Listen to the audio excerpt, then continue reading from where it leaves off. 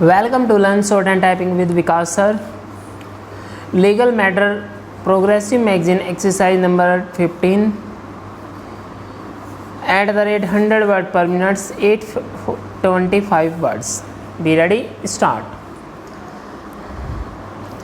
The Land Solicitor General submitted that if the decision in Rajendra Singh Rana's case, which inter alia dealt with the question relating to the Speaker's powers to decide a question in respect of paragraph 4 of the 10th schedule, independent of any application under paragraph 6 thereof, is to be made applicable in the facts of this case, the same would be contrary to the decision of this court in Raja Soap Factory versus SP Sarba. The Land Solicitor General also made special reference to the decision of this court in Mayawati versus Markanda Chand and others, wherein it was inter alia held that if the order of the Speaker disqualifying a member was to be set aside, the matter had to go back to the Speaker for a fresh decision, since it was not the function of this court to substitute itself in place of the Speaker and decide the question which had arisen in the case. In addition to his aforesaid submissions,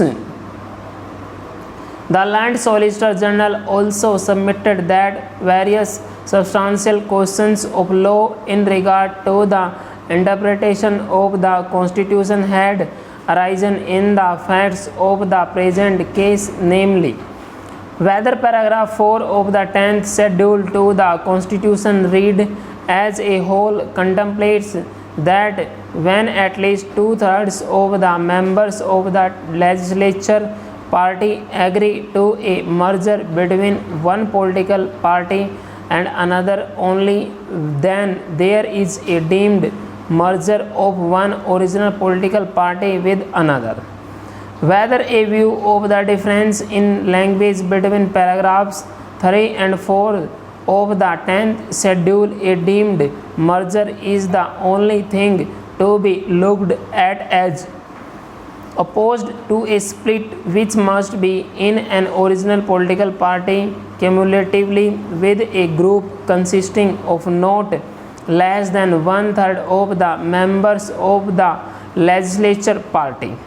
Whether post-merger those who do not accept the merger are subject to the anti-defection law prescribed in the 10th schedule. Whether there is conflict between the 5 judge benches in Rajendra Singh Rana versus Swami Prasad Moria as against Supreme Court Advocate on Record Association case SCC 409 ? What is the status of an unattached member in either House of Parliament or in the state legislature ? Whether in view of Article 212, Speaker is subject to the jurisdiction of court as such ?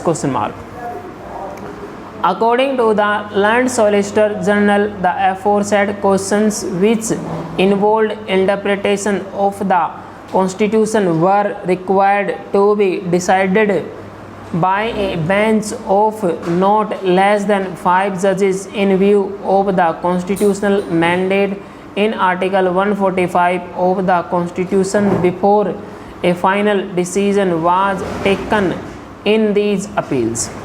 Appearing for Sri Kuldeep Bishnoi, the respondent number 1 in the appeals preferred by the Speaker Haryana Vidhan Sabha and the 5 MLAs against whom disqualification proceedings were pending, Mr. N. Gupta, learned senior advocate, at the very threshold of his arguments submitted that this was a case which clearly demonstrated how the process of law was being misapplied and misused by the Speaker of the Haryana Vidhan Sabha so as to defeat the very purpose and objective of the anti-defection law as contained in the 10th schedule to the Constitution.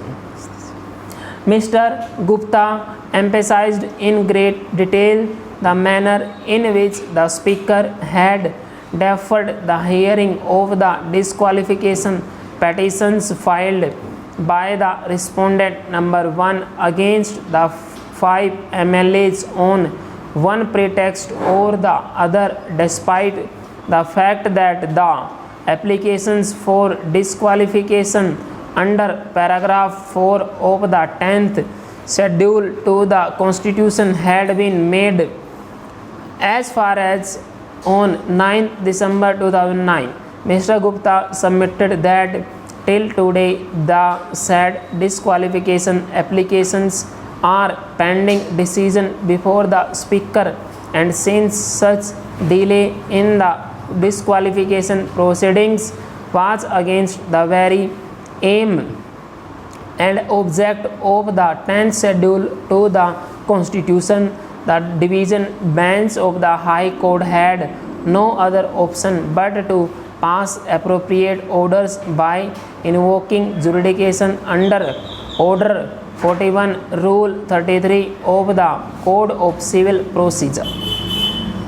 In effect, the entire burden of Mr. Gupta's submissions was directed against the prejudice caused to the respondent number 1 on account of the inaction on the part of the Speaker in disposing of the pending disqualification petitions within a reasonable time.